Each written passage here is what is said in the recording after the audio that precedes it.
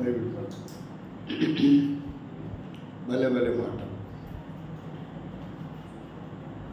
భలే భలే మాట బంగారు మాట బైబిల్లో మాట యేసు మాట భలే భలే మాట బంగారు మాట బైబిల్లో మాట యేసు మాట నా జీవితాన నీ జీవితాన మరువనే మాట యేసు మాట నా జీవితాన నీ జీవితాన మరువనే మాట యేసు మాట భలే భలే మాట బంగారు మాట బైబిల్లో మాట యేసు మాట. దేవుని వాక్యంలో నుండి ఒక చిన్న భాగాన్ని మనం ధ్యానం చేస్తాం. బైబిల్ గ్రంథాన్ని మనము ఎందుకు చదవాలి, లేక ఎందుకు ధ్యానించాలి, అలా ధ్యానించడానికి బలమైన కారణాలు ఏంటి, ధ్యానించకపోతే వచ్చే నష్టం ఏంటి, ధ్యానిస్తే కలిగే లాభం ఏంటి అనే విషయాలు ఈరోజు మనం గమనిస్తాం. ఈ ప్రపంచం అంతటికి అతి ప్రాముఖ్యమైనటువంటి సబ్జెక్టు ఏమని పరిగణించుకుంటున్నారు ఈరోజు? సైన్స్ అని. సైన్స్ అనేది లేకుంటే ఈ ప్రపంచానికి ఇక ఏమీ లేదు. కాబట్టి ప్రతి దానికి సైన్స్ లేక సైంటిస్ట్ అతి ప్రాముఖ్యంగా మనం తీసుకుంటున్నటువంటి విషయం. అసలు ఈ సైన్స్ అంటే ఏంటి, సైంటిస్ట్ అంటే ఏంటి, సైన్స్ అనేది దాని మూలాలు, దాని సిద్ధాంతాలు ఏంటి, అది ఎక్కడి నుంచి ఆవిర్భింపబడింది, దాని నేపథ్యం ఏంటి అనేది ఈరోజు మనం కొంత అధ్యయనము చేస్తాం. రండి, ఆది కీర్తన గ్రంథం మొదటి కీర్తన 2వ వచనము 3వ వచనం. కీర్తన మొదటి గ్రంథం 2వ వచనము మరియు 3వ వచనాలు మనం ఈరోజు మనం ధ్యానంగా అధ్యయనం చేస్తాం. ధ్యానాంశంగా యెహోవా ధర్మశాస్త్రమునందు ఆనందించుచు దివారాత్రము ధ్యానించువాడు ధన్యుడు. యెహోవా ధర్మశాస్త్రమునందు ఆనందించుచు దివారాత్రము ధ్యానించువాడు ధన్యుడు. ప్రార్థన చేస్తాం. సర్వశక్తివంతుడా, సర్వాధికారమైన దేవానికి స్తోత్రం. ఈ బైబిల్ పఠనంలో కొన్ని నిమిషములు ప్రభా కొంత భాగాన్ని మేము ధ్యానిస్తుండగా ఈ ప్రపంచానికి సైన్స్ అంటే ఏంటో, సైన్స్ యొక్క గొప్పతనం ఏంటో, అసలు సైన్స్కి మూలమేంటో ఈరోజు మేము దేవుని వాక్యములో నుండి అధ్యయనం చేయడానికి సహాయపడమని, కనికలు చూపించమని, కరుణించమని, మీరు మాట్లాడుతున్నప్పుడు వినగలిగే చెవి, గ్రహించగలిగే మనసు, ఆ బుద్ధిని మాకు ప్రసాదించమని స్తుతిస్తూ వందనములు చెల్లిస్తూ యేసుక్రీస్తు నామంలో ప్రార్థిస్తున్నాం తండ్రి. ఆమేన్. ఇక్కడ మనము పరిశీలన చేస్తే చిన్న బైబిల్ తీసుకో.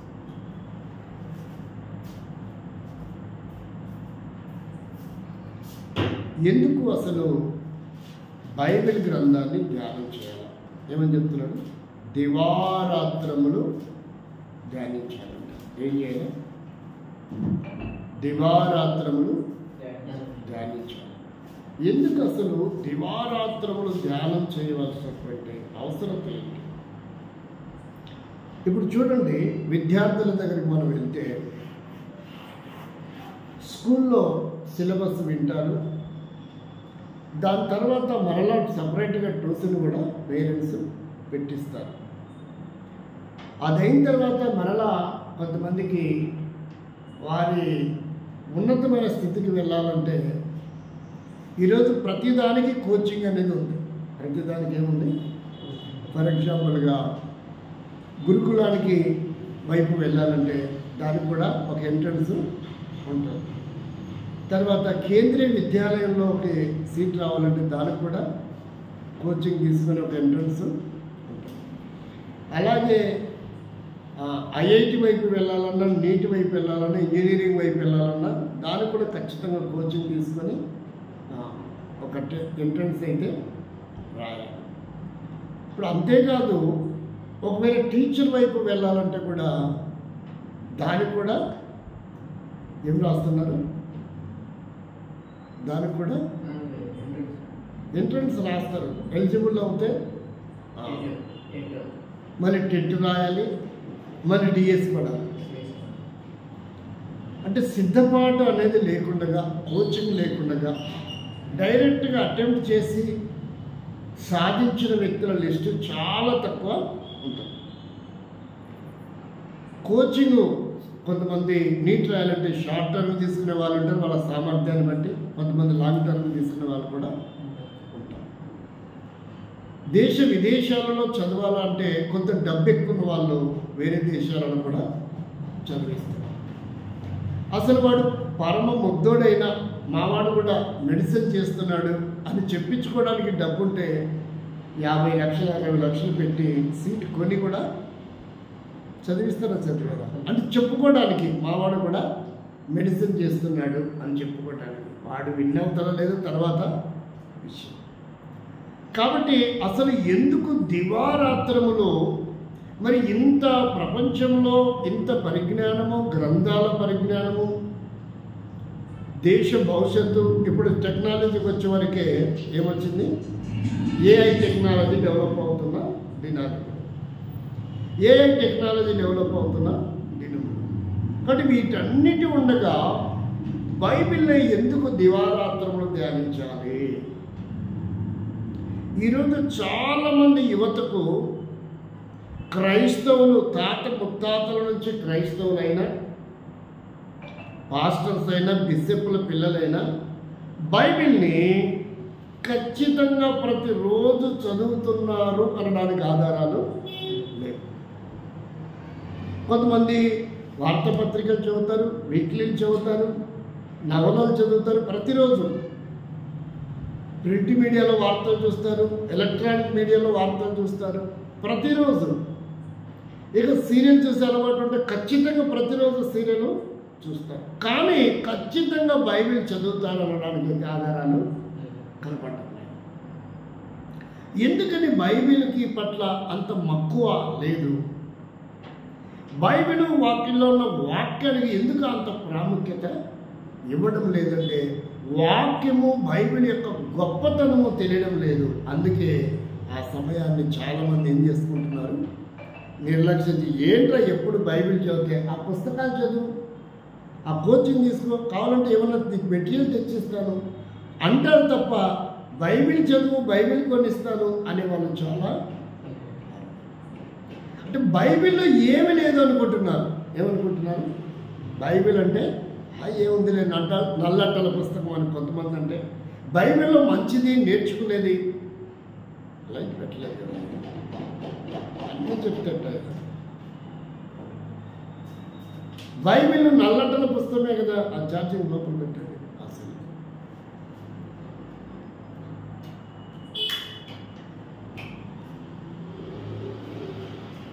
నల్లట్టల పుస్తకమే కదా, దాంట్లో నేర్చుకునేది ఏముంటుంది అనుకునే వాళ్ళు కూడా లేకపోలేదు. అసలు ఈరోజు సైన్స్ ఇంతగా డెవలప్ అవ్వడానికి అసలు ప్లాట్ఫామ్ ఏంటో తెలుసా?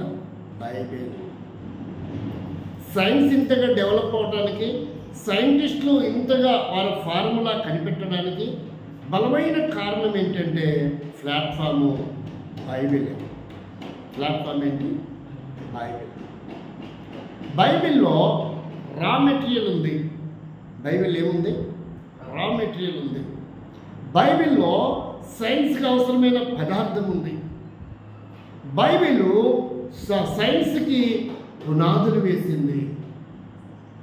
సైంటిస్టులు అందరూ వారి యొక్క గొప్పతనం ప్రపంచానికి చాటుకోవడానికి ఏకైక గ్రంథం బైబిల్. ఈరోజు మనం కొన్ని విషయాలు, ఒక 4-5 విషయాలు మన సమయాన్ని బట్టి మనం పరిశీలన చేస్తాం. ఒక 4-5 విషయాలు చూద్దాం. వాళ్ళ పేర్లేంటి, అది ఏ కాలము, అసలు వాళ్ళు ఏం కనిపెట్టారు, దేని ద్వారా వాళ్ళు కనిపెట్టగలిగారు, వాళ్ళకి ప్లాట్ఫామ్ ఏంటి, వాళ్ళు స్పేస్కి ఎలా వెళ్ళగలిగారు, మూలాలు ఏంటి, చరిత్ర ఏంటి అనేది ఒకవేళ ఆ సైంటిస్టులే కనుక కరెక్ట్గా చెప్పింటే ప్రపంచంలో ఉన్న ప్రతి మనిషి చేతిలో బైబిల్ ఉండేది. వాళ్ళ కులముతో, మతముతో, ప్రాంతంతో, భాషతో పని ఉండేది కాదు. ప్రతి వ్యక్తి బైబిల్ని పారాయణము చేసేవాడే.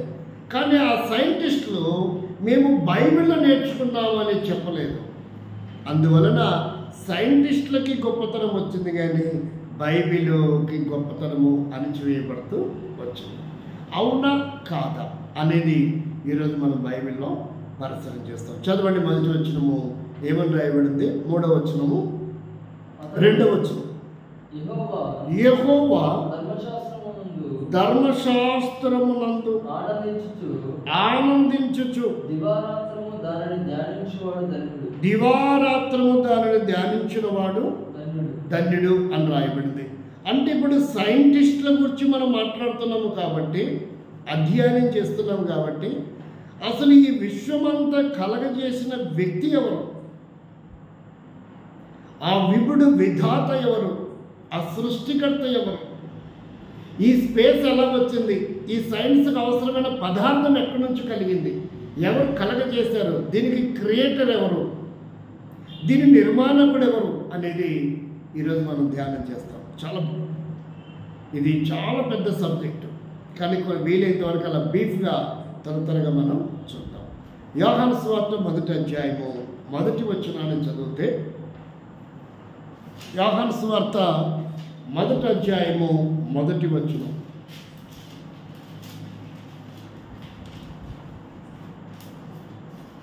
రెండోది రోమపత్రిక 1వ అధ్యాయం 20వ వచనం. ఆదియందు వాక్యముండెను, వాక్యము దేవుని యొద్ద ఉండెను, వాక్యము దేవుడై ఉండెను. ఇక్కడ ఈ పదాలు కొంచెం కాంట్రవర్సల్స్ లాగా కనపడుతున్న పదాలు. ఈ పదాలు ఎలా ఉన్నాయి అంటే, తర్జుమా చేసిన వ్యక్తి అలా తర్జుమా చేశాడా,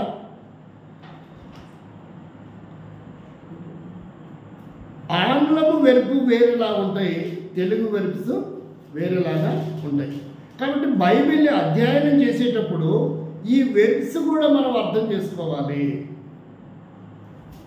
ఇక్కడ చాలామంది కన్ఫ్యూజ్ అవుతున్న విషయం ఏంటంటే, ఇది అనులోమానుపాతం లాగా కనపడడం లేదు. ఈ వాక్యం ఎలా కనపడుతుంది? విలోమానుపాతం లాగా కనపడుతుంది. అనులోమానుపాతం అంటే ఎలా ఉంటుంది? 1 నుండి 100 వైపు వెళ్తుంది. విలోమానుపాతం అంటే ఎలా ఉంటుందంటే 100 నుండి 1కి వస్తాం. బైబిల్ సిద్ధాంతాన్ని కనుక అధ్యయనం చేసే విధానంలో దాని విషయ సూచిక, దాని ముందు మాట, దాని అవుట్లైన్ తెలుసుకోవాలి. హీబ్రూ భాష ఎలా ఉంటుందంటే కుడివైపు నుంచి ఎడమవైపుకి రాస్తారు, గుర్తుపెట్టుకోండి. అరబ్బీ భాష కూడా ఎలా రాస్తారు? కుడివైపు నుంచి ఎడమకి రాస్తారు. తెలుగులో ఎలా రాస్తామంటే, తెలుగైనా ఆంగ్లమైనా మిగతా కొన్ని లాంగ్వేజ్లు ఎలా రాస్తాం? ఎడమవైపు నుంచి కుడివైపుకి రాస్తాం. ఇక్కడ యోహాను సువార్త 1వ అధ్యాయం 1వ వచనము ఎలా ఉందంటే, కుడివైపు నుండి ఎడమవైపు వచ్చినట్టుగా ఉంది. మనం దీన్ని ఎలా చదవాలి? ఇప్పుడు ఎడమవైపు నుంచి కుడివైపు చదవాలా అంటే ఇక్కడ ఏమని చదవాలా? వాక్యము దేవుడై ఉండెను. ఇది మొట్టమొదటిది. అంటే ఈ విశ్వంలో మొట్టమొదటి ఎవరున్నారు? దేవుడున్నాడు. మొదటి ఎవరున్నారు? దేవుడున్నాడు. ఆ తర్వాత వాక్యమే ఎవరి దగ్గర ఉంది? దేవుని దగ్గర ఉంది. రెండవది ఆదియందు వాక్యము ఉండేది. అందుకే ఇలా కన్ఫ్యూజ్ అవుతున్న విషయాలు ఏంటంటే, వాక్యమే దేవుడనే విశ్వ ప్రపంచానికి తెలియదు. వాక్యమే దేవుడు అని విశ్వ ప్రపంచానికి. ఆది యందు వాక్యం ఉండెను అనేది అక్షరాలు అనుకుంటుంది ఈ విశ్వ ప్రపంచం. కాబట్టి దీన్ని ఎలా చదవండి? ఆది యందు దేవుడు ఉండెను, అది కరెక్ట్ అనుకుంటా. అది వారి విషయ పరిజ్ఞానం. అర్థమైంది నేను చెప్పేది? వాక్యం అంటే అక్షరాలు కదా. మనిషే లేనప్పుడు, లిపే లేనప్పుడు అక్షరాలు ఎక్కడి నుంచి వచ్చాయి? అట్లా ఆలోచిస్తారు. వాళ్ళ ఆలోచన అంతవరకే. కానీ ఆది యందు దేవుడు ఉండెను అని ఉందనుకో, ఇది కరెక్ట్ అనుకుంటారు. అర్థమైందా? కాబట్టి బైబిల్ అందరికంటే ఈజీగా అర్థమయ్యేది కాదు. వారి లెక్కల ప్రకారంగా అనుకుంటారు. వారి లెక్కలు వేరు, బైబిల్ లెక్కలు వేరు. ఇప్పుడు ఇండియా కాలమానం వేరు, తర్వాత అరబిక్ కంట్రీస్ కాలమానం వేరు.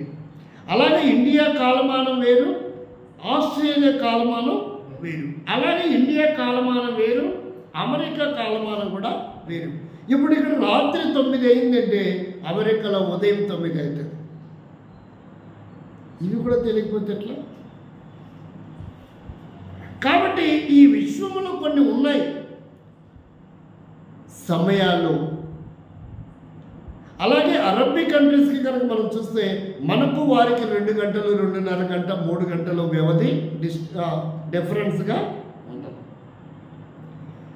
అట్టెట్టుంటుంది? ఎక్కడైతే ఒకటే సూర్యుడేగా అనేది నీ ఆలోచన. అది కాదు. సూర్యుడు ఎప్పుడు తిరగడు, సూర్యుడు ఎప్పుడు తిరగడు. మరి తిరిగేది ఏంటి? భూమి తిరుగుతుంది. సూర్యుడు తిరగడు కానీ భూమి తన చుట్టూ తాను తిరుగుతూ సూర్యుని చుట్టూ కూడా తిరుగుతుంది.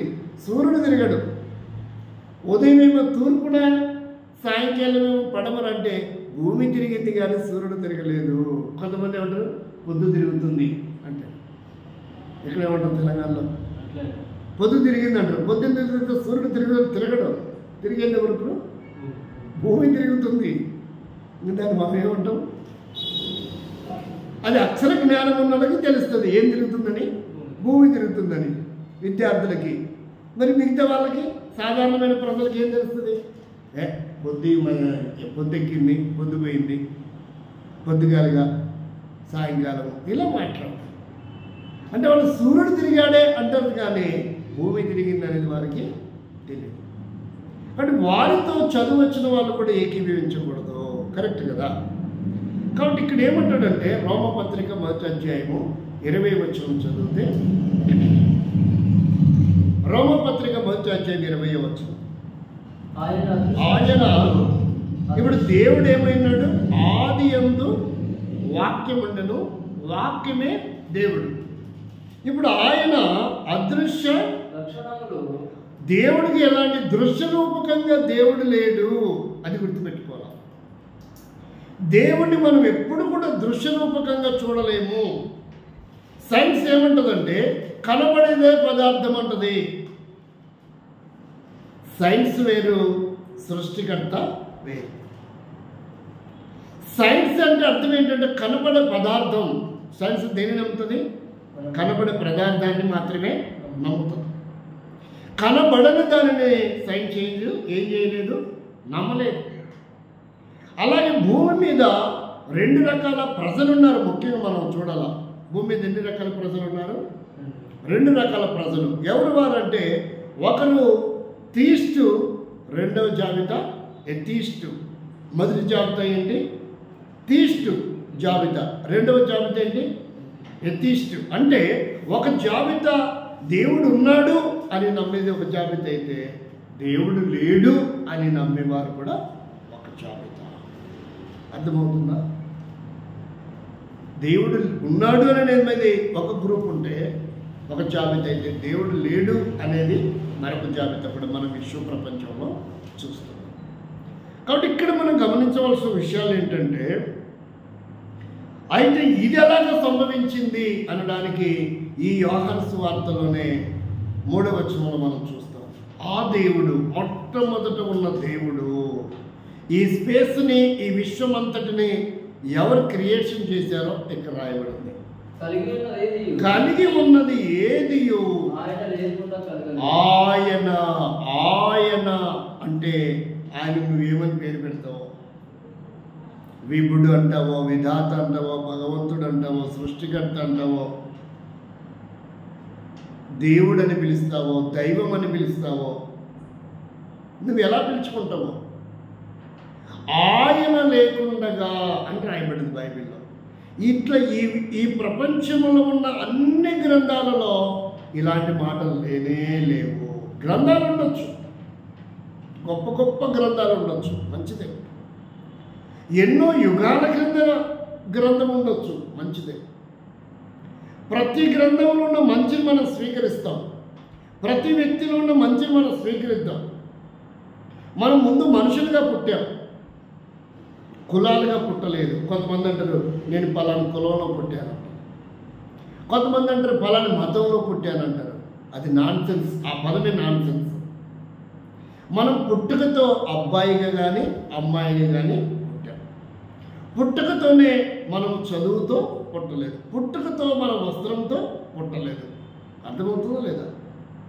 పుట్టిన తర్వాత వస్త్రమైంది అవసరమైంది, పుట్టిన తర్వాత చదువు అవసరమైంది, పుట్టిన తర్వాత కులం అవసరమైంది, పుట్టిన తర్వాత మతం అవసరమైంది. కొంతమందికి అవగాహన లోపం, వాళ్ళు ఎన్ని పిహెచ్డీలు చేసింటారో కానీ మళ్ళీ ఇదే వాడతారు. మేము పుట్టుకతోనే పలానా కులం అండి, పుట్టుకతో నేను పలానా మతం అండి. ఏంది ఇది? ఎంత కొంచెం తర్కానికి నిలబడుతుందా? అవి సైంటిఫిక్ ఆధారాలు ఉన్నాయంటే లేవు ఎక్కడ కూడా. పుట్టుకతో మనం అబ్బాయిగా అమ్మాయిగా పుట్టాం, నా అధ్యయనంలో తెలిసిన విషయం. పుట్టిన తర్వాత మనకి కులం అవసరం, పుట్టిన తర్వాత మనకు ఒక మతం అవసరం, పుట్టిన తర్వాత మనకు ఒక వస్త్రం అవసరం, పుట్టిన తర్వాత మనకు ఒక వాహనం అవసరం, పుట్టిన తర్వాత ఒక మొబైల్ అవసరం, పుట్టిన తర్వాత ఒక ఇల్లు అవసరం.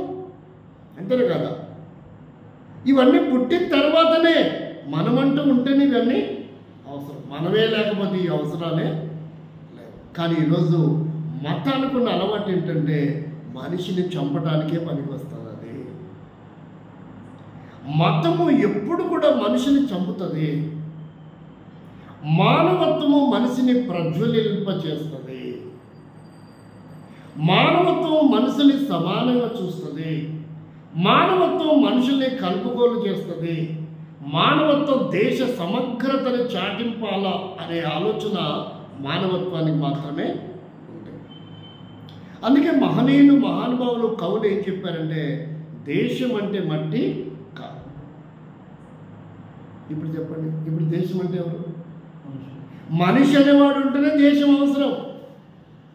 ఒక ఇల్లు ఉంటే ఒక్కిల్లే, ఇల్లుంటే ఊరు కాదు. ఆ ఇంట్లో మనుషులు ఉండాలి. అలాంటి ఇల్లు ఒక 4-5 ఇల్లు ఉండాలి. అలా కొన్ని ఇల్లు ఉంటే ఒక కాలనీ అవుతుంది, ఒక ఊరు అవుతుంది. అర్థమవుతుంది నేను చెప్పేది? అలా కొన్ని ఊర్లు కలిస్తే ఒక పంచాయతీ అవుతుంది. అలా కొన్ని పంచాయతీలు కలిస్తే ఒక మండలం అవుతుంది. అలా కొన్ని మండలాలు కలిస్తే ఒక కాన్స్టిట్యున్సీ అవుతుంది. అది అవ్వాలంటే ఒక జిల్లా అవుతుంది. అలా కొన్ని జిల్లాల సమ్మేళనమే ఒక రాష్ట్రం, కొన్ని రాష్ట్రాల సమ్మేళనం ఒక దేశం.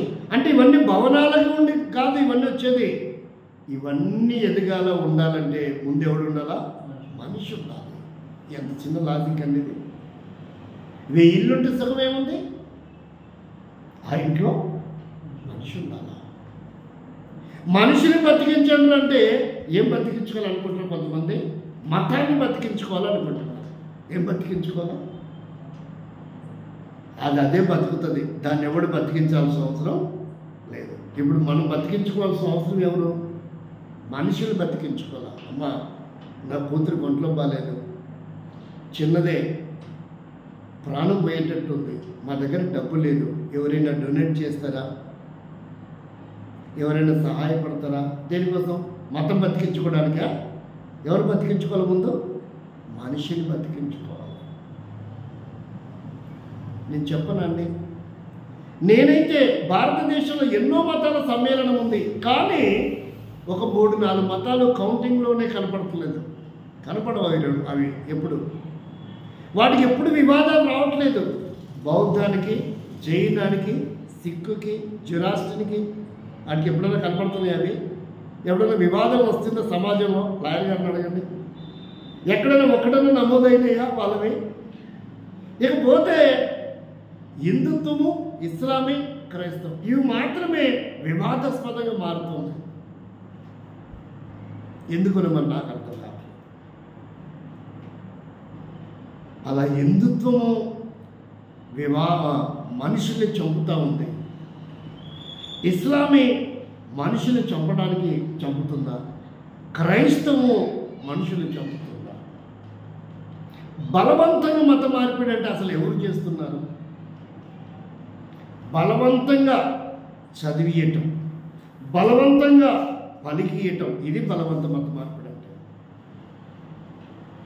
నాకు ఇష్టం లేకపోయినా యేసు ప్రభుకే జై అని చెప్పించడం బలవంతం. నాకు ఇష్టం లేకపోయినా భారత మాతకే జై అని చెప్పించడం బలవంతం. నేనైతే భారత మాతకి జై అనను. మరి నేనేమంటాను తెలుసా? ఇండియాకి జై అంట. మనం ఎవరు? ఇండియన్స్. మనం ఎవరు? ఒకప్పుడు సిండియన్స్, సింధు నాగరికతకు చెందినవారు. ఇప్పుడు మనం ఏమయ్యాం? మన దేశంలో లేదు ఇప్పుడు సింధు నది, పాకిస్తాన్లో ఉంది. మనం ఇండియన్స్ లేదా భారతీయులం. భారతదేశానికి జై అని 100 సార్లు అంటే తప్పేమీ లేదు. భారతీయులం కదా. మా నాన్నకి చేయండి తప్పే ఉందా? మా నాన్న కాబట్టి నేను చేయంట. వాళ్ళ నాన్నకి చేయంటే ఆయన కూడా కనబడుతున్నాడు, ఆయన కూడా హ్యూమనే, తప్పేమి. కానీ ఇక్కడ లేనివి కొత్త కొత్త క్రియేషన్ చేసి పులిమి రంగులద్ది వాటికి. కాబట్టి ఇక్కడ నేను చెప్పేది ఏంటి అంటే, ఇక్కడ సరైన విషయాలను ఆలోచించకుండా చెత్త చెదారాన్ని దాన్ని పోగేసుకొని కొంతమంది ఆన్లైన్ బెగ్గర్స్, వాళ్ళకి పనిపాట లేదు. ఇక వాళ్ళు వేలు లక్షలు కోట్ల రూపాయలు హిందూ సహోదరుల ఖజానా కొల్లగొడుతున్నటువంటి వారు. ఆ విషయం హిందూ సహోదరులకు తెలియట్లా. కొంతమంది ఇస్లామీ సహోదరుల దగ్గర వారి ఆర్థిక స్థితిగతుల మూలాలని, వాళ్ళ ఆస్తుని ధ్వంసం చేస్తూ కొంతమంది సొమ్ము చేసుకునేవారు ఉన్నారు. కొంతమంది క్రైస్తవ సమాజాలు కూడా వారు ఒక క్రొత్త భావజాలాన్ని చూపించి పేద క్రైస్తవులు, అవగాహన లేని క్రైస్తవుల దగ్గర వందలు వేలు లక్షలు గటించే వారు కూడా ఉన్నారు. ఫర్ ఎగ్జాంపుల్గా మనం చూస్తే మొన్నటిదాకా విచ్చలవిడిగా నేను ఒక మతాన్ని, ఒక ధర్మాన్ని కాపాడడానికి వచ్చిన తలవారు తీసుకొని పోలీసుల్ని కొట్టి హింసించి బూతులు ఆడి ఎవరు ప్రకటించుకున్నాడు? నేను లేడీ అఘోరాని. సార్ జైల్లో ఉన్నాడు. ఇప్పుడు ఏం చేస్తారంటే నేను ఈ మతాన్ని, మరి రెడ్ హ్యాండెడ్గా అన్నాడు ఆయన, పోలీసుల సముఖంలో అన్నాడు ఆయన. ఎవరికి ఆ పవర్స్ ఇచ్చాడు? అసలు ఇండియన్స్ అతను. ఇక్కడ ఏమంటున్నాడంటే, ఎన్నో సంవత్సరాల నుంచి కలిసి జీవిస్తున్న ముస్లిమ్స్ నేను ఓత కోస్తాను, క్రైస్తవులు కూడా ఓసకోత కోస్తాను. మరి ఎవరు పట్టుకోలేదు ఎందుకని అంత డేరుగా అంటుంటే? ఒక ఆయన అంటున్నాడు, నేను చచ్చిపోయే లోపు ఒక్క చర్చ్ అయినా ఇండియాలో ఉంటుందని భయపడుతున్నా. ఒక్క పాస్టర్ అయినా మిగిలిపోతాడేమో. ఇది బాబు జాగిరి ఏమైనా ఉందా? ఎందుకు అలా అంటున్నాడు? చర్చికి ఏమైనా అతను డొనేట్ చేశాడా? చర్చికి ఏమైనా స్థలాలు కనిపెట్టాడా? పాస్టర్ ఏమైనా అతను పుట్టిస్తున్నాడా? పాస్టర్ ఏమైనా అతను పోషిస్తున్నాడా?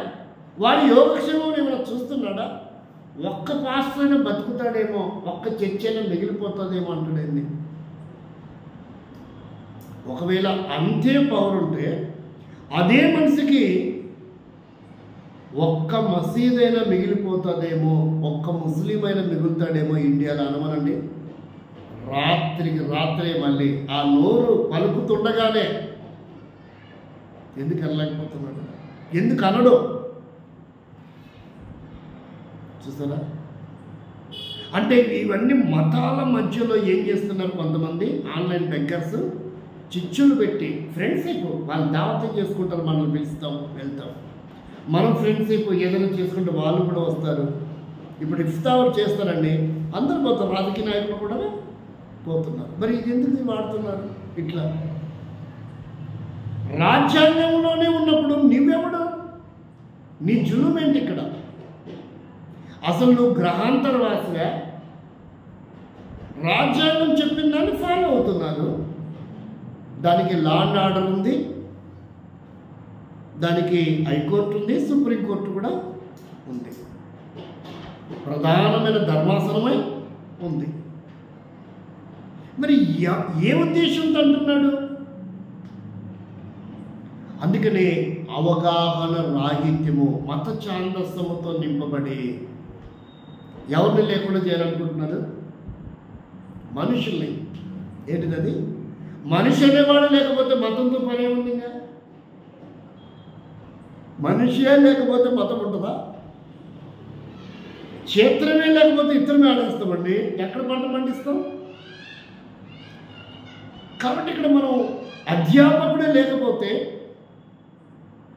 గురువే లేకపోతే శిష్యుడు తయారవుతాడు. కాబట్టి మనం ఆలోచన చేయాలి. మనము పారాయణం చేయవలసిన గ్రంథం ఈరోజు మనం చూస్తున్న ప్రకృతిలో మన చేతికి వచ్చి మనం ఉపయోగిస్తున్న ప్రతి వస్తువు ఎవరు ఉత్పత్తి చేశారు, ఎవరు ఏం కనిపెట్టారు, ఎక్కడి నుంచి వచ్చాయి అనేది మనము అధ్యయనం చేస్తున్నాం. రండి దేవుని వాక్యంలో చూస్తే మొట్టమొదటిది మనం పరిశీలన చేస్తాం. మొట్టమొదటిది నేను మీకు కొన్ని జ్ఞాపకం చేస్తాను. చాలా డీప్ సబ్జెక్ట్ ఇది. ఆయన పేరు క్రీస్తు శకము 1648. ప్రతిదీ పక్క ఆధారంతో మనకు ఉండాలి, ఎవిడెన్స్.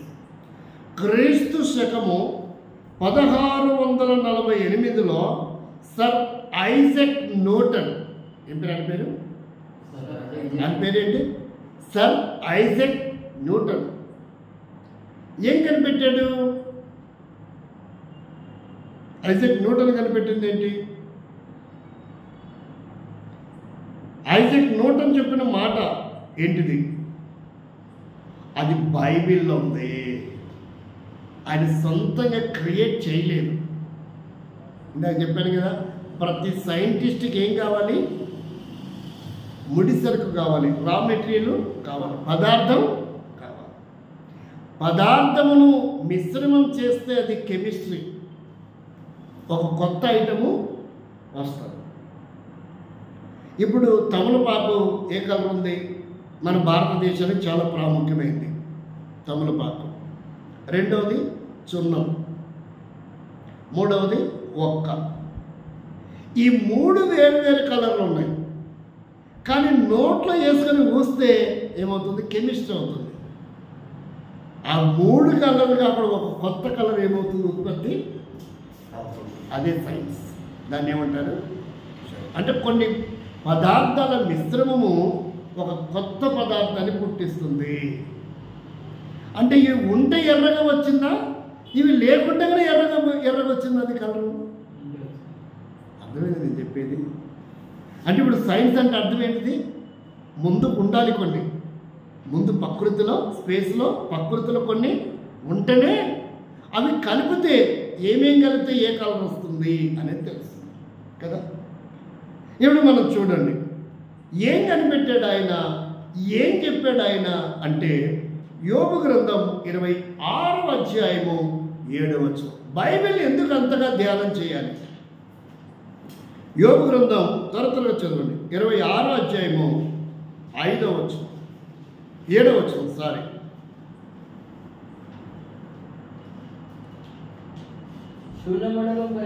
శూన్య మండలము పైన ఉత్తర దిక్కున ఉన్న ఆకాశ విశాలములో ఆయన పరచను, శూన్యము పైన అంటే ఐజాక్ న్యూటన్ ఏం చెప్పాడు? ఆయన ఫార్ములా ఏంటి? శూన్యములో ఈ భూమి అని చెప్పాడు. ఆయన ఫార్ములా ఏంటి? సర్ ఐజాక్ న్యూటన్ ఏం చెప్పాడు? నేనేమన్నా సైంటిస్టా? ఈయన చెప్పింది ఎప్పుడు అంటే క్రీస్తు శకము 1648లో. బైబిల్ అంటే మత ఛాందస్తంతో నింపబడిన గ్రంథం కాదు. బైబిల్ అంటే ఒక క్రైస్తవుడికి మాత్రమే చెందింది కాదు. మనిషి అనుకున్న ప్రతి వ్యక్తి పారాయణం చేయవలసిన ఏకైక గ్రంథం బైబిల్. మిగతాది నువ్వు చేస్తావో చేయవ తర్వాత విషయం. ఏకైక గ్రంథం. భూమి మీద మనిషి అనేవాడు మనుగడ సాగించాలి అంటే తెలుసుకోవాల్సింది అంత బైబిల్లో రాసి పెట్టారు.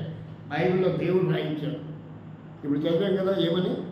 కలగజేసినది ఆయన లేకుండా ఏది కలగలేదు.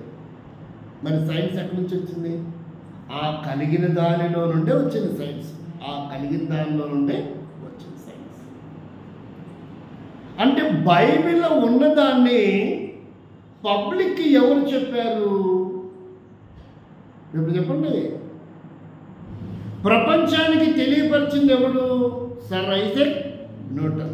ఎందుకప్పుడు ఆయన ఒక్కడే చెప్పాడంటే ఆ కాలంలో బైబిల్ అనేది అందరి చేతికి రాలేదు.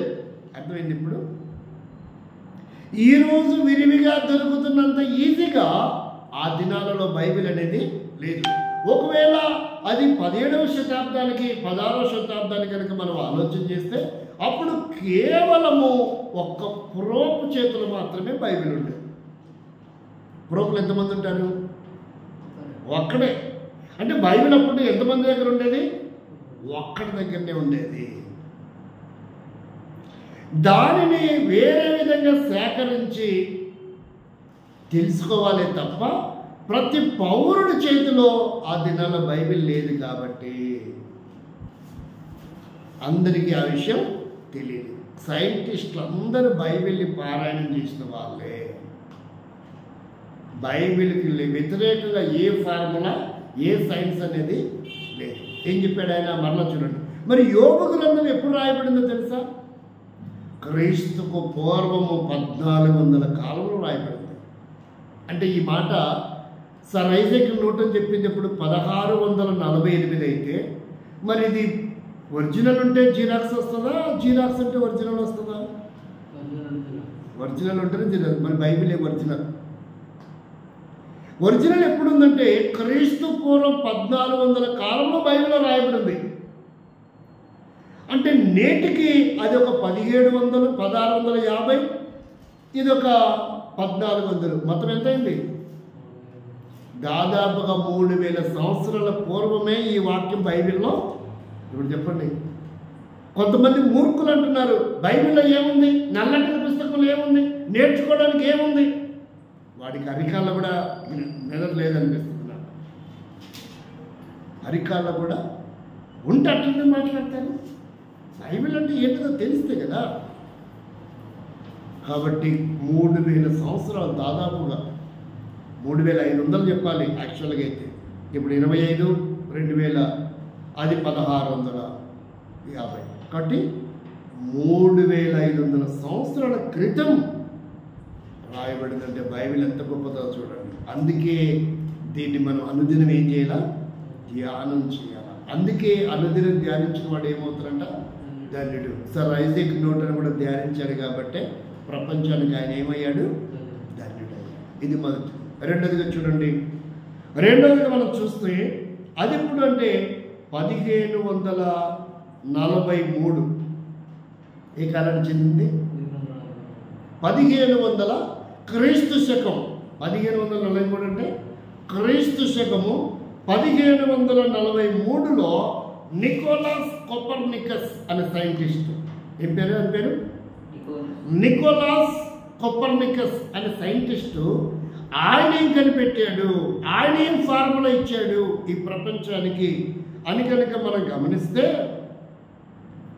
బైబిల్ చెప్తున్న మాట యోబు గ్రంథం 9వ అధ్యాయము 6వ నికోలాస్ కోపర్నికస్ అనే ఒక సైంటిస్టు 1543లో తను ఏం చెప్పాడు ఈ ప్రపంచానికి?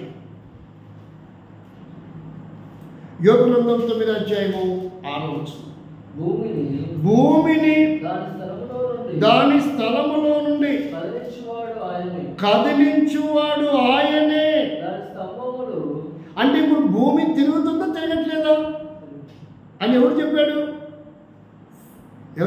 నికోలాస్ కోపర్నికస్ చెప్పాడు. కానీ ఇప్పుడు భూమి అనేది ఒక గ్రహం, సూర్యుడు అనేది కొంతమంది సూర్యునితో కూడా పిల్లలు కన్నారని చెప్తున్నారులేండి. ఎక్కడో ఆకాశంలో కొన్ని వేల కిలోమీటర్ల దూరం ఉన్న సూర్యుడు భూమి మీద ఉంటేనే 39, 40, 42 వస్తుంటే మాడిపోతుంది ఇక్కడ ఒళ్ళు. ఆ సూర్యుడితో కాపురం చేసి పిల్లలు కూడా కన్నారంట. మరి ఎందుకు మాడిపోలేదు? శాస్త్రీయమా మాట వినడానికి? చెప్పరేంటి మీరు ఎడ్యుకేటర్స్? శాస్త్రీయమా సూర్యుడితో పిల్లలు కంటం ఏంటండి? సూర్యుడు ఒక హ్యూమన్ కాదు, సూర్యుడు ఒక గ్రహం. మరి వింటున్నారు, బోధిస్తున్నారు. బోధించేవాడికి సిగ్గుందో లేదో వినేవాళ్ళకన్నా ఉండాలిగా. అరే సూర్యుడు ఒక గ్రహం రా, సూర్యుడితో కాపురం చేయడం ఏంటి, పిల్లలు కంటం ఏంటి? ఒక్కడైనా ఆలోచన వచ్చిందా? ఆర్టికల్ 19 ప్రకారంగా ఏం చేసుకోవచ్చు? ప్రశ్నించవచ్చు కదా, అడగచ్చు. అయ్యా అది ఎంతవరకు సబబయ్యా, అది ఎట్లా కరెక్ట్ అయ్యా అడగచ్చు. నేను మా ఇంటితోనే కాపురం చేసి 3 కొడుకులు కన్నానంటే ఎట్లుంటుంది చెప్పరా? ఇంటితో కాపురం చేశాను, ఇంటి ఆమెతో కాపురం చేసి పిల్లలు కన్నారంటే దాని పెద్ద విశేషం ఏమీ కాదు. ఎవరు దాన్ని పెద్దగా ఆలోచించరు. ఇంటితోనే కాపురం చేస్తాం, మా డాబాతో, ఇంటితో, మా బిల్డింగ్తో అంటే ఎట్లా? కాబట్టి భూమి తిరుగుతుంది అని చెప్పాడు. ఏం చెప్పాడు? ఎక్కడ? ఆయన చెప్పింది 15వ శతాబ్దం. మరి బైబిల్ ఎప్పుడు రాయబడింది? 1400 క్రీస్తు పూర్వం 1400. అంటే దాదాపుగా ఇదొక 14, అదొక 15, అంటే 3000 సంవత్సరాలు దాదాపుగా. లేక 950 సంవత్సరాల క్రితం చెప్పాడు. ఎవరు? బైబిల్. నికోలాస్ కోపర్నికస్ ఎప్పుడు చెప్పాడు? ఒక 500 సంవత్సరాల క్రితం చెప్పాడు. మరి అప్పుడు నికోలాస్ కోపర్నికస్ కరెక్టా, బైబిల్ చెప్పేది కరెక్టా? అప్పుడు బైబిల్ని నమ్మాలా మనం, నికోలాస్ కోపర్నికస్ని నమ్మాలా? అసలు ఎక్కడి నుంచి వచ్చింది అది? భూమి తిరుగుతుంది అనేది ఎవరు చెప్పారు ముందు? ఎక్కడ లిఖించబడింది? ఎవరు దాన్ని ప్రకటిస్తున్నారు? అందుకే చెప్తున్నా బైబిల్ అంత గొప్పదో. అందుకే బైబిల్ని మనం ధ్యానం చేయాలి. పుస్తకాలు ఇంత పుస్తకాలు ధ్యానించి నీట్లో స్టేట్ ఫస్ట్ ర్యాంకు, ఎంసెట్లో, ఐఐటీలో స్టేట్ ఫస్ట్ ర్యాంకు, మంచిదే, సంతోషం. మరి బైబిల్ ఎందుకు చదవట్లేదు? దానికి ఏం ముద్రేశారంటే ఇదొక మత గ్రంథం, ఇదొక క్రైస్తవుల గ్రంథం, ఇదొక నల్లటల పుస్తకం, ఇదొక 1100 పేజీలు కలిగిన ఒక బుక్కు. కొంతమంది మూర్ఖులు దీన్ని బ్యాండ్ చేయాలని చెప్పే వాళ్ళు కూడా ఉన్నారు. ఏం చేయాలంటే దీన్ని సైంటిస్టు నమ్ముతాడు గాడిద. ఇంకా అనాలా? గాడిదలేనాలా? గాడిదలకి ఏం తెలుసు గంధం చెక్కల వాసన అన్నట్టు సైంటిస్టులు ఒక మనిషి చెప్పేది నమ్ముతారంట, కానీ ఒక గ్రంథం చెప్పేది ఏం చేయట్లా? అర్థమవుతుందా నేను చెప్పే మాట? చాలా లోతైన భావాలు తెలుసుకోవాలంటే బైబిల్ గురించి ధ్యానం చేయాలి. అక్షరాలు చదివితే నీకు అంత ఈజీగా అది ఎక్కదు. ఏదో నా పద్ధతులు నాకు చదవచ్చు కాబట్టి నేను ఎంటబడతా చదువుతా అంటే ఇన్ని అద్భుతమైనవి సైంటిస్టుకి ప్లాట్ఫామ్ అని ఇచ్చింది బైబిల్. ఇక్కడ 3000 సంవత్సరాల క్రితం రాయబడ్డాయి. 500 సంవత్సరాల క్రితం చెప్పిన సైంటిస్టుని నమ్ముతాడు కానీ, సైన్స్ని నమ్ముతాడు కానీ బైబిల్ని ఏం చేయరంట? నమ్మరంట. బైబిల్ దేవుడిని ఏం చేయరంట? నమ్మరంట. ఇదేమి విడ్డూరమో. నా కొడుకున్నాడంటే మా నాన్న ఉన్నాడంటే నమ్ముతా, కానీ మా తాత ఉన్నాడంటే నమ్మను అన్నట్టుంది. ఎట్టుంది? మా నాన్న ఉన్నాడంటే నమ్ముతా, కానీ మా తాత నేను చూడలేదు కదా, కాబట్టి మా తాత లేడు, మా నాన్నే ఉన్నాడంటే ఎట్టుంటుంది? అది నీ అజ్ఞానం. అది జ్ఞానం అయితే కాదు. మీ తాత ఉంటేనే మీ నాన్న వచ్చాడు, మీ ముత్తాత ఉంటేనే మీ తాత వచ్చాడు, అది జ్ఞానం. నాకు అన్నీ తెలియదండి, నాకు కనపడలేదు, నేను పుట్టినప్పటి నుంచి మా నాన్నే చూస్తున్నా, కాబట్టి మాకు నానే ఉన్నాడు కానీ తాత లేడంటే ఎట్టుంటుంది? కాబట్టి ఇక్కడ మనం గమనిద్దాం. ఇది రెండవది. మూడవది చూస్తే 1910 క్రీస్తు శకము 1910. చూడండి, ప్రతి దానికి ఆధారాలతో సహా అవన్నీ బైబిల్లోనే ఉన్నాయి. ముందు బైబిల్ ఉంది, తర్వాత సైంటిస్టులు సైన్స్ వచ్చింది. ముందేముంది? బైబిల్. అంటే పదార్థం Bible, platform Bible, raw material Bible. సైంటిస్టులు అందరికంటే కొన్ని వేల సంవత్సరాల క్రితం బైబిల్ చెప్తుంది ఇవన్నీ.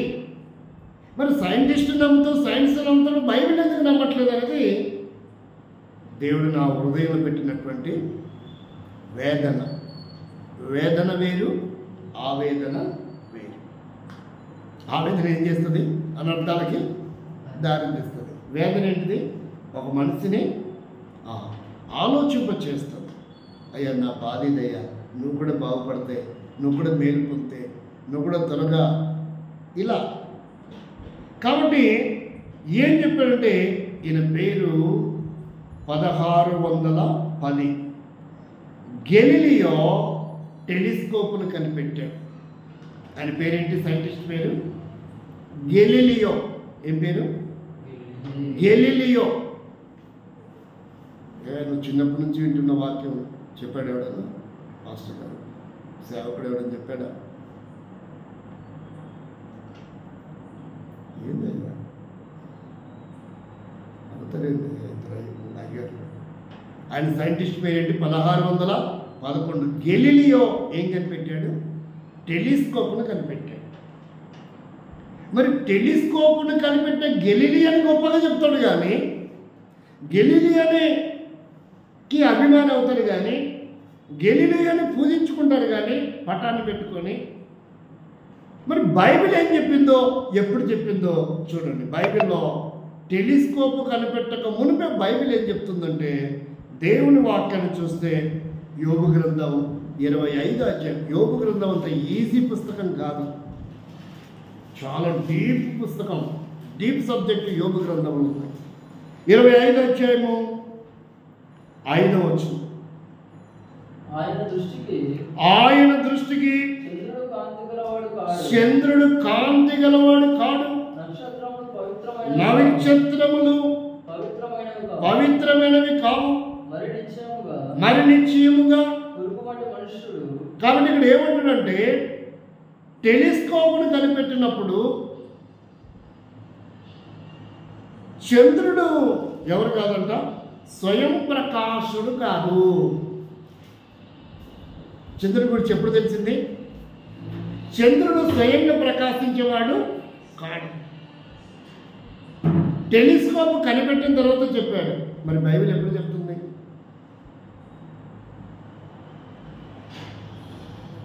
1400 సంవత్సరాల క్రితం క్రీస్తు పూర్వం యోగ గ్రంథంలో చెప్తుంది. ఏమని? మళ్ళా చదవండి. ఆయన దృష్టికి, ఆయన దేవుని దృష్టికి చంద్రుడు కాంతి గలవాడు కాడు. అంటే సూర్యుని కాంతి చంద్రుడి మీద పడితే చంద్రుడు ఏం చేస్తాడు? ప్రకాశిస్తాడు. స్వయం ప్రకాశుడు కాదు, చంద్రుడు స్వయం ప్రకాశుడు కాదు అని గెలీలియో టెలిస్కోప్ కనిపెట్టిన తర్వాత చెప్పాడు. మరి బైబిల్ ఎప్పుడు చెప్తుంది? ఇప్పుడు చిన్నపిల్లలు ఆడుకుంటారు, మీరు కూడా ఆడుకుంటారు. అద్దం ముక్క పగిలిపోయిందో అద్దమో ఇలా సూర్యుని వెలుతురికి పెడితే గోడ మీద, మనుషుల ముక్క మీద అది ప్రకాశిస్తా లేదా? కొంతమంది అద్దం కూడా లేదనుకో, స్టీల్ ప్లేట్ ఉందనుకో, ప్లేట్ కడుకొచ్చి చుట్టూ ఏం చేస్తుంది? అది చేతికున్న వాచి అద్దం కూడా పెడితే కూడా అంటే దానికి లేదు ప్రకాశించే శక్తి. సూర్యుని కాంతి ఎప్పుడైతే ఒక దాని మీద పడుతుందో అది ప్రతిబింబిస్తుంది. అలాగే చంద్రుడు కాంతి కలిగిన వాడు కాదు. పగలు ఎందుకు చంద్రుడు కనపడి చెప్పండి ఇండియాలో? అర్థమవుతుంది నేను చెప్పేది. చంద్రుడు కనపడాలంటే ఏం కావాలా? రాత్రి అవ్వాలి. రాత్రి అవ్వాలంటే సూర్యుడు లేడని కాదు, సూర్యుడు ఎప్పుడు ఉంటాడు. సూర్యుడు ఎప్పుడు, ఇప్పుడు అమెరికాలో సూర్యుడు కనపడుతుంటాడు, మనకు చంద్రుడు కనపడతాడు, అంతే తేడా. అర్థమైంది నేను చెప్పేది. సూర్యుడి కాంతి ఇప్పుడు అమెరికా వైపు ఉంది, చంద్రుడు మనకి ఇప్పుడు ప్రకాశిస్తున్నట్టే కనపడుతున్నాడు, అంతే. చంద్రుడు కాంతి కలిగిన వాడు కాదు అని గెలీలియో టెలిస్కోప్ కనిపెట్టి చెప్తే బైబిల్ ఎప్పుడు చెప్తుందంటే దాదాపు 3000 సంవత్సరాల క్రితం చెప్తుంది. చంద్రుడు స్వయం ప్రకాశకుడు కాదు. బైబిల్ గొప్పతనం. ఇలాంటివి ఏ గ్రంథంలోనే నాకు చూపి. ఎన్ని గ్రంథాలు తెచ్చుకుంటూ తీసుకురండి, నాకు చూపి. అందుకే బైబిల్ని ఎప్పుడు కూడా తక్కువ చేయకూడదు. బుద్ధిహీనత అది. బైబిల్ గొప్పతనం, బైబిల్ యొక్క విశిష్టతను మనం అధ్యయనం చేసి తెలుసుకోవాలి. టెలిస్కోప్ కనిపెట్టక మునిపే బైబిల్లో యోబు గ్రంథం 25:5 చంద్రుడు ప్రకాశించుడు, స్వయంగా ప్రకాశించేవాడు కాదు అని చెప్పింది. ఇప్పుడు గెలీలియో గొప్పదా, బైబిల్ గొప్పదా? అంటే ఇప్పుడు గెలీలియో ఎక్కడి నుంచి తెప్పింటాడు? ఆయన ఎక్కడి నుంచి కనిపెట్టింటాడు అంటే ఒరిజినల్ ఉంటేనే జిరాక్స్ వచ్చింది అన్నారు కదా. కాబట్టి బైబిల్ ఒరిజినల్. బైబిల్ని అధ్యయనం చేసి పారాయణం చేసి ఆయన కనిపెట్టాడు అనేది నా అభిప్రాయం. చూడండి, యెషయా గ్రంథం 13:40 చదవండి. ఎన్న కాలు చాపుకుంటాం ముసలు కుర్చీ తెచ్చుకొని కూర్చోవాలంటే ఇబ్బంది ఏమి. ఈసారి ముందు కూడా నువ్వు కాలు చాపుకుంటుంటావు. అట్లాగే దేవుడు ఉన్నాడు ఇక్కడ. చదవండి, యెషయా గ్రంథం 13:10. ఆకాశ నక్షత్రములను నక్షత్ర రాసులను తమ వెలుగు ప్రకాశింపనియ్యవు. ఏంటిది? కరెక్ట్ చదవండి. లింక్ పోతే సబ్జెక్ట్ మిస్ అవుతుంది. స్పష్టంగా ఉండాలి. ఏంటిదనంటే మళ్ళీ వెంటనే అదే చదవాలి. తమ వెలుగు ప్రకాశింపనియ్యవు. తన తన తమ తమ వెలుగు, వాటికి వెలుగు లేదు. తమ వెలుగు ప్రకాశింపనీయవు. ఉదయకాలమున సూర్యుడు చీకటి కమ్మును, చంద్రుడు ప్రకాశింపడు.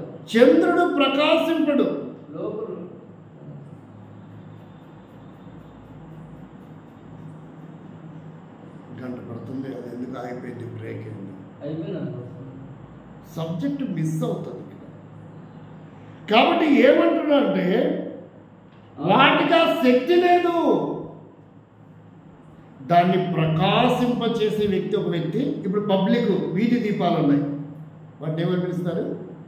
వీధి దీపాలు. వాటికి అవే వెలుగుతాయా? ఒక వ్యక్తి చాపనట్టు చేస్తే వెలుగుతాయా? అర్థమైంది నేను చెప్పేది. ఇప్పుడు ట్రాన్స్ఫారం ఉన్నా, వీధికి స్తంభాలు ఉన్నా, కేబుల్ వైర్ ఉన్నా, బల్బులు ఉన్నా, ట్యూబ్ లైట్లు ఉన్నా, ఎలక్ట్రిక్స్ ఉన్నా, ఫోకస్ లైట్ ఉన్నా, ఏం చేయాలి? దాన్ని ఒక వ్యక్తి ఆపరేట్ చేయాలి. స్విచ్ చేస్తేనే వెలుగుతుంది, కనెక్షన్ ఇస్తేనే వెలుగుతుంది. కాబట్టి సైన్స్ కంటే గొప్పవాడు దేవుడు, సైంటిస్ట్ కంటే గొప్పవాడు దేవుడు. సైంటిస్ట్ కంటే సైన్స్ గొప్పదంటే సైన్స్ కంటే గొప్పను ఎవరు? బైబిల్. దేవుడు గొప్పవాడు. అందుకని ఇలా మనం అధ్యయనం చేయాలి. బైబిల్ని ఏదో ఎప్పుడో వారంకోసారో, నెలకోసారో, సంవత్సరానికి ఒకసారో గంటలు గంటలు చదవాలి. బైబిల్ని గంటలు గంటలు చదవాలి. కొడుకులతో, కూతులతో, అమ్మతో, నాన్నతో, ఫ్రెండ్స్తో, బంధువులతో ఎంత టయాన్ని కేటాయిస్తామో అంతకంటే ఎక్కువగా మనం బైబిల్ని ధ్యానం చేస్తే, చదివితే, ధ్యానిస్తే ఎన్నో విషయాలు మనతో దేవుడు మాట్లాడతాడు. ఎన్నో విషయాలు దేవుడు మనకు తెలియపరుస్తాడు. ఎన్నో విషయాలు మనకు తెలుస్తాయి. ఎంత ఎక్కువ చదివారో వాళ్ళకన్నా అంత ఎక్కువ మార్కులు వస్తున్నాయి. ఊరికనే వస్తున్నాయా? స్టేట్ 5వ ర్యాంకు, స్టేట్ 8వ rank, 8th rank, 9th rank, first rank ఊరికలు వస్తాయా? రావు కదా. అంటే ఎంతో అధ్యయనం చేసి వాళ్ళు చదివి చదివి చదివి ఒక వ్యక్తి ఐఏఎస్ అవ్వాలంటే రోజుకి 16 నుంచి 18 గంటలు చదువుతారు తెలుసా? హైదరాబాద్లో చూడండి మీరు, ఐఏఎస్ కోచింగ్ సెంటర్లో మీరు చూడండి, వాళ్ళు తిండి తిప్పలు లేక ఒక చిన్న గది తీసుకొని 2-3 ఉండి ఎంత కష్టపడి చదువుతుంటే వాళ్ళు ఐఏఎస్ సెలెక్ట్ అవుతున్నారు. అంత ఈజీగా కాదు అది. మరి ఇన్ని తెలుసుకోవాలంటే ఎంత బైబిల్ చదివితే నువ్వు తెలుసుకుంటావు. కాబట్టి బైబిల్ యొక్క విశిష్టత, బైబిల్ యొక్క గొప్పతనం సైన్స్ కంటే ఇంకా విశేషమైనది. సైంటిస్ట్ కంటే, సైన్స్ కంటే కూడా విశేషమైనది బైబిల్. బైబిల్ వాక్యం. వాక్యమైన దేవుడితో నువ్వు సంభాషణ చేయాలా, నువ్వు వాక్యంతో సంబంధం పెట్టుకోవాలి, బైబిల్తో సంబంధం పెట్టుకోవాలి, అధ్యయనం చేయాలా, ధ్యానం చేయాలా. అప్పుడు అనేకమైన విషయాలు దేవుడు నీకు చెప్పాలని ఇష్టపడతాడు, నీకు తెలియపరుస్తాడు, నీ మనోనేత్రాన్ని వెలిగిస్తాడు, అవగాహన కలిగిస్తాడు, అర్థమయ్యేటట్టు చేస్తాడు. బట్ ఎక్కువగా మనం బైబిల్ ఏం చేయాలా? అందుకే చెప్తాడు కీర్తనడు, దివారాత్రం అంట. ఏం చేయాలి చెప్తున్నాడు? దివారాత్రము ధ్యానించిన వాడు ధన్యుడు. ధ్యానించిన వాడు, ధ్యానిస్తే ధన్యుడు. ఆపోజిట్ చెప్పండి. అధన్యుడు కాదు, దరిద్రుడు అనాలి. అధన్యుడు ఏందయ్యా? కొన్ని పదాలకి ఆని పదం వాడాల. ఆని పదం నెగిటివ్గా వాడతారు కదా, కానీ నేను ఒక చోట చెప్తా, అక్కడ నెగిటివ్ కాదు, అది పాజిటివ్ ఉంటుంది. విజయుడు, అజయుడు. ఇప్పుడు చెప్పు. విజయుడు, అజయుడు. అర్థమైందా? అజయుడు అంటే అర్థం ఏంటి? మరణము. అతను అజయుడు అంటాడు. ఇప్పుడు ధన్యుడు అంటే అధన్యుడు అంటే అన్ని చోట్ల కలపకూడదు. అన్ని చోట్ల ప్రకృతి వికృతుల్లో ఆపోజిట్లో అన్ని చోట్ల కలపకూడదు. వ్యతిరేక పదాల్లో కూడా కొన్ని చోట్ల పలకకూడదు. కాబట్టి ఏ పదానికి ఆ పలకలో, ఏ పదానికి ఆ పలకకూడదు. జయము ఇక్కడ పలకొచ్చా? అపజయము ఇక్కడ పలకాల ఖచ్చితంగా. అజయుడు, విజయుడు, అజయుడు అక్కడేమో పలకాల్సిందే. ఇక్కడ అపజయము అని కూడా వస్తుంది, జయము అని కూడా రాదు. ఓటమి దగ్గర వస్తుంది కానీ విజయం దగ్గర వాడకూడదు. ఇక్కడ వాడాం కదండి, ఇక్కడ వాడితే కరెక్ట్ అయ్యి ఇక్కడ వాడితే తప్పేందంటే దాన్ని నేనేం చేయలేను. ఇంకా విజయుడి దగ్గర అజయుడు వాడితే తక్కువ వాడగల, ఎక్కువ ఎందుకు అయిందంటే దాన్ని నేనేమి. అందుకే దానికి గ్రాంధికం అంటారు. దాన్ని ఏమంటారు? దానికి అక్షర పరిజ్ఞానం కూడా అవసరమే. కొన్ని చోట్ల ఇంగ్లీష్ పదాలు అయితే సైలెంట్ పదం అంటారు కదా, ఇంగ్లీష్లో ఏమవుతుంది? ఒక అక్షరం సైలెంట్ అవుతుంది. ఇట్లా కొన్ని ఉంటాయి మనం గ్రహించాలి. చూడండి, ఇంకోటి చూడండి, 1610. మరొక సైంటిస్ట్ చూద్దాం. యోగ గ్రంథం దేవుని వాక్యం చూస్తే 1910 1910లో దేవుని వాక్యాన్ని మనం పరిశీలన చేస్తే 1 కొరింథీ పత్రిక 15వ అధ్యాయము 41వ వచనం. సూర్యుని మహిమ వేరు, చంద్రుని మహిమ వేరు, నక్షత్రముల మహిమ వేరు. మహిమను బట్టి ఒక నక్షత్రమునకు మరొక నక్షత్రమునకు భేదము ఉంది. అన్ని నక్షత్రాలు ఒకటే కాదు. పాలపుంత నక్షత్రాలు ఉన్నాయి, తర్వాత బ్లూ స్టార్స్ ఉన్నాయా లేదా? ఒక్కొక్క నక్షత్రానికి ఒక్కొక్క విశిష్టత ఉంది. అన్ని నక్షత్రాలు ఒకటే కాదు. అందుకని మనలో ఎన్నో నక్షత్రాలు, పాలపుంత నక్షత్రాలు, కోటాను కోట్ల నక్షత్రాలు ఉంటే మన దేశంలో ఎన్ని కోటాను కోట్ల నక్షత్రాలు ఉంటాయి, ఎన్ని పరిగణించబడుతున్నాయి తెలుసా? ఎన్నో గ్రహాలు ఉన్నాయి, ఎన్నో గ్రహాలు ఉన్నాయి. ఎన్ని వాడబడుతున్నాయి కరెక్ట్ చెప్పండి? ఎన్ని గ్రహాలు వాడబడుతున్నాయి? 9 కదా. మిగతా ఏం చేద్దాం అంటే మిగతా లేవనే? మిగతా కూడా ఉన్నాయి. అంటే నీకు అనుకూలంగా ఉండడానికి పెట్టుకున్నవి తప్ప విశ్వంలో, స్పేస్లో ఇంకా ఇవి తప్ప వేరే గ్రహాలు లేవనడానికి వీలు లేదు. ఈరోజు చంద్రమండలంలో కూడా ఇల్లు కట్టుకోవడానికి ప్లాన్లు చేస్తున్నారు. చంద్రమండలంలో కూడా ఇల్లు కట్టాలని ప్లాన్ చేస్తున్నారు. ఈరోజు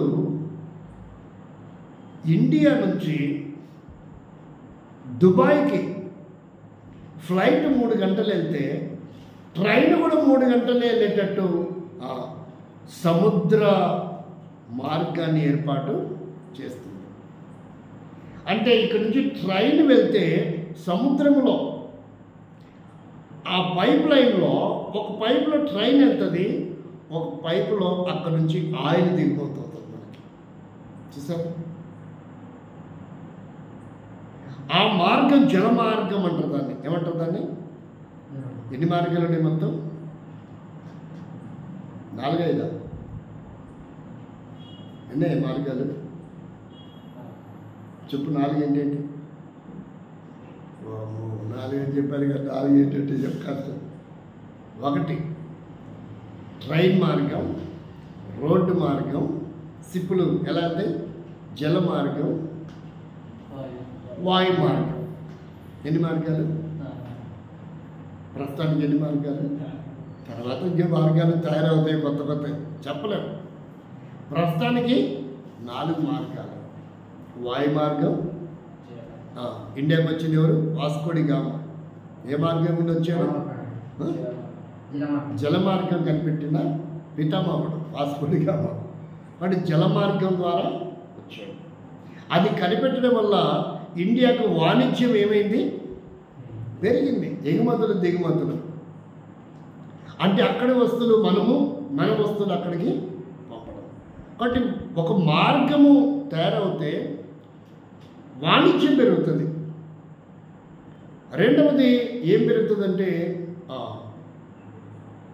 మన రూపాయి రేటు పెరుగుతుంది, మన వ్యాపారాలు పెరుగుతాయి. ఎకనామికల్గా ఒక దేశం ఏమవుతుంది? డెవలప్మెంట్ అవుతుంది. షేర్లు కూడా పెరుగుతాయి. కంపెనీలు కూడా తయారు చేసిన ప్రోడక్ట్ ఏం చేస్తారు? వ్యాపారం లేకపోతే కొత్త కొత్త కంపెనీలు ఎప్పుడైతే వస్తాయో అప్పుడు మన దేశం యొక్క గొప్పతనం బయటకు వస్తుంది. Made in India. ఈరోజు మనం వాడుతున్న ఐటమ్స్ అన్నీ మేడ్ ఇన్ ఇండియావి తక్కువ ఉన్నాయి, అన్నీ బయటవే. మనం అసలు మన దేశంలో ఎక్కువ వ్యాపారం మేడ్ ఇన్ చైనావే. ఎక్కువ ఐటమ్స్ ఏంటివి? చైనా ఐటమ్సే వాడుతున్నారు. అసలు ఈ కర్రలు తిప్పే మేకులతో సహా, తాళ్ళతో సహా ఎన్ని వచ్చాయో చైనా ఐటమ్స్. కాబట్టి నేనేమంటున్నానంటే మేడ్ ఇన్ ఇండియా అంటే మన ఇండియాలోనే తయారైన దానికి అది వేరే దేశాల్లో మన ఇండియాకి కూడా ఒక నేము వస్తుంది, ఒక బ్రాండ్. కాబట్టి ఇక్కడ మనం గమనిస్తాము. ఇది ఎప్పుడు రాయబడింది అంటే క్రైస్తవ శకము 52-58లో రాయబడింది. మొదటి కొరింథీ పత్రిక ఎప్పుడు రాయబడింది? క్రైస్తవ శకము 52 లేక 58. ఆ మధ్యకాలంలో 1910లో ఈయన చెప్తున్నాడు. అంటే దాదాపుగా 1800 దాదాపుగా 60 సంవత్సరాల క్రితం 1955 లేక 60 సంవత్సరాల క్రితం ఏమని చెప్తున్నాడు? నక్షత్రములన్నీ ఒకటే కాదు, వాటికి భేదాలు ఉన్నాయి. మనుషులందరూ ఒకటే కాదు, భేదాలు ఉన్నట్టే రక్తములో కూడా భేదాలు ఉన్నాయి. కనీసము ఎన్ని గ్రూపులు ఉన్నాయి? రక్తం 4 గ్రూపులు ఉంటాయి. ఎన్ని గ్రూపులు? అన్నిటికంటే కష్టమైంది ఏంటి?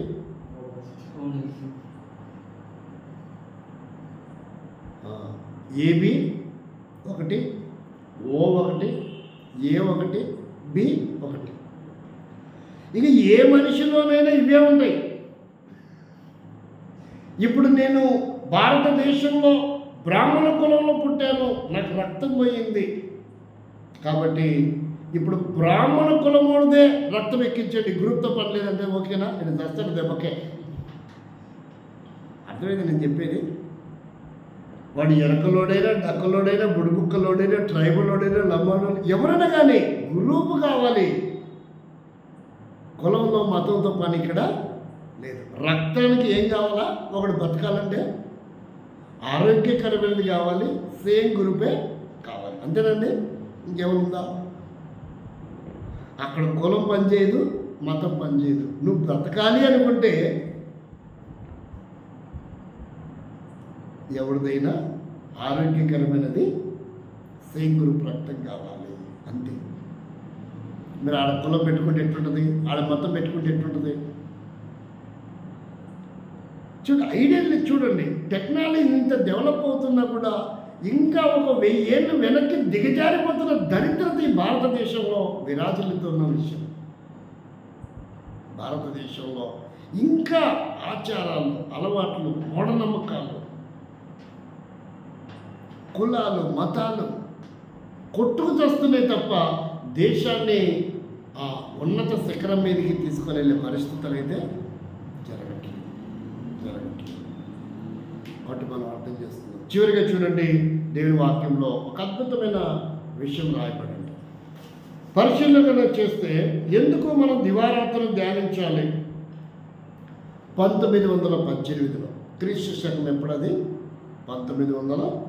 1918లో యోగ గ్రంథం 28వ అధ్యాయము 28వ అధ్యాయం 5వ వచనం చదవండి. యోగ గ్రంథం 28వ అధ్యాయము 5వ వచనం.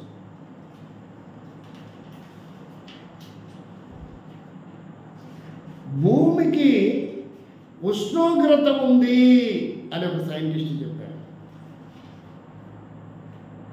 బైబిల్ ఏమని చెప్తుందో చూడండి.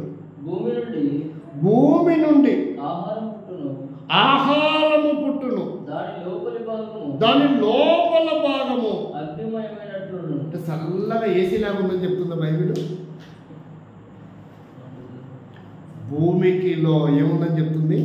ఉష్ణోగ్రత ఉంది. ఉష్ణోగ్రత లేకపోతే కొన్ని పంటలు పండవు. అదే అని ఏమంటారు? D vitamin. సూర్యుని కాంతి వల్ల కూడా ఈరోజు మనుషులకు చాలామందికి డి విటమిన్ లోపాలు ఎక్కువ వస్తున్నాయి. ఎందుకని? ఏసీ గదిలోనే ఉండిపోతున్నారు వాళ్ళు. ఈరోజు అమ్మాయిలకి ఎక్కువ వ్యాధులు వస్తున్నాయి, డి విటమిన్ లోపిస్తుంది. ఎందుకని? ఇంట్లోనే ఉన్నారు, ఉద్యోగాలు చేసి పనులు చేసే వాళ్ళకి డి విటమిన్ లోపం రావట్లా. ఎందుకంటే వాళ్ళకి సూర్యుని కాంతి వాళ్ళ మీద ఏదో ఒక సందర్భంలో బస్ స్టాప్కో లేదంటే రోడ్డు వరకు పొలం వరకు నడుస్తూ ఉన్నారు, సూర్యుని కాంతి వాళ్ళ దేహం పైన పడుతుంది. అందుకని చిన్నపిల్లలు, వృద్ధులు ఏం చేస్తారంటే పుట్ట పిల్లల్ని ఉదయించే సూర్యునికి ఆ పిల్లల్ని ఇలా పెడతారు ముఖం. ఆరోగ్యంగా ఉండాలంటే సూర్యుని కాంతి కూడా అవసరమే. చూసారండి, అంత మాత్రాన సూర్యుడు సృష్టికర్త కాదు, సూర్యుడు భగవంతుడు కాదు. సూర్యుడు మనకు సేవ చేస్తున్నాడు. ఈ విశ్వంలో కనపడుతున్న అన్నీ కూడా మనకు సేవ చేస్తున్నాయి. ఏం చేస్తున్నాయి? మన అవసరాలు తీరుస్తున్నాయి. మన అవసరాలు మన ఆరోగ్యంగా ఉండటానికి, మన పంటలు పండటానికి, వర్షం దేని కొరకు? మన అవసరం తీరుస్తుంది. సూర్యుని కాంతి, ఒక చెట్టు బాగా వేపుగా పెరగాలంటే సూర్యుని కాంతి అవసరం. లేదంటే పెరగదు, ఆ పంట పండదు సూర్యుని కాంతి లేకపోతే. మీరు గమనించండి, సొరకాయ, ఇదే సొరకాయ అనుకోండి, నేల మీద ఆనుకుంది అనుకో సొరకాయ, కింద అంత అందంగా ఉండదు. పైన ఎలా ఉంటుంది కాయ, సూర్యుని కాంతి తగిలి ఉంటుంది, అది అందంగా ఉంటుంది. కింద ఎట్టుంటుంది, తెల్లగా ఉంటుంది. చూడబుద్ధి కాదు దాని వైపు. అర్థమైంది నేను చెప్పేది. సూర్యుని కాంతి తగిలితే అంత అందం ఉంటుంది. సూర్యుని కాంతి తగలకపోతే అది అసహ్యంగా. కాబట్టి 1918లో ఏం చెప్తున్నాడు, భూమి ఎట్లుందంట, ఉష్ణోగ్రతతో నింపబడింది. సైంటిస్ట్ చెప్పాడు ఉష్ణోగ్రత ఉంది. కానీ బైబిల్ ఎప్పుడు చెప్తుంది, యోబు గ్రంథం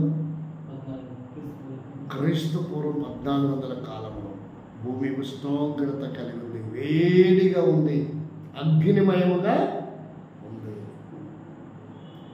ఆలోచించండి. కాబట్టి ఈ సైంటిస్టులు అందరూ కూడా ఈరోజు ఎంతమంది అయితే సైంటిస్టులు ఉన్నారో అందరు సైంటిస్టులు బైబిల్ ప్లాట్ఫామ్గా పెట్టుకొని, బైబిల్ రా మెటీరియల్గా పెట్టుకొని, బైబిల్ని ఒక పదార్థంగా చూసి, బైబిల్ ధ్యానించి వాటి ప్రకారంగా వీళ్ళు కనిపెట్టగలిగారే కానీ పదార్థమే లేకుండా సైన్స్ అనేది ఎలా అయితే లేదో, బైబిల్ లేకుండా ఈ విశ్వ ప్రపంచానికి సైంటిస్ట్ కూడా లేడు. ఇదంతా పదార్థాన్ని కలిగజేసింది ఎవరు? దేవుడు. కాబట్టి ఈ దేవుణ్ణి నీ పద్ధతిలో చూస్తే నువ్వు తెలుసుకోలేవు. ఈ దేవుడు 2025 సంవత్సరాల క్రితం యేసుక్రీస్తు నామధారుడిగా ఈ లోకానికి అందించాడు. నిన్ను జ్ఞానవంతునిగా చేయడానికి, కులములో మతములో చచ్చిపోవడానికి కాదు, నిన్ను ప్రపంచంలో ఉన్నతమైన శిఖరం మీద నిన్ను ఉంచడానికి, విద్యా బుద్ధులతో జ్ఞానంతో ఒక డాక్టర్గా, ఒక ఇంజనీర్గా, ఒక లాయర్గా, ఒక చారిటబుల్ అకౌంటర్గా, టీచర్గా, ప్రొఫెసర్గా, ఐఏఎస్గా, ఐపీఎస్గా నేను తీర్చిదిద్దడానికి జ్ఞానం అవసరం, వాక్యం చదువు అవసరం, కోచర్ అవసరం. కాబట్టి వీటన్నిటికీ మూలం ఏంటంట బైబిల్. వీటన్నిటికి మూలం ఏంటి? బైబిల్. బైబిల్ అంటే ఇప్పుడు ఎవరు? దేవుడు. బైబిల్ అంటే ఎవరు? దేవుడు. దేవుడు అంటే ఎవరు? ఇక్కడ యేసుక్రీస్తు. ఆయన లేకుండా ఏది కలగలేదు. ఇంకా ఎక్కువ తెలుసుకోవాలంటే బైబిల్ ఇంకెక్కువగా చదవాలా. అని పేరు ఏం పేరు? Thomas Edison Alva. ఆయన ఒక్కడే చెప్పింది, బైబిల్ నన్ను వెలిగించింది, నేను లోకాన్ని వెలుగుని. ఈ సైంటిస్టులు అందరూ కనుక బైబిల్లో మేము చదివి దీన్ని కనిపెట్టామని చెప్పింటే ఈరోజు ప్రతి ఒక్క వ్యక్తి ఏం చేసేవాడు? బైబిల్ అధ్యయనం చేసేవాడు. బైబిల్ ఇంకా కొత్తది కనిపెట్టడానికి ధ్యానం చేసేవాడు.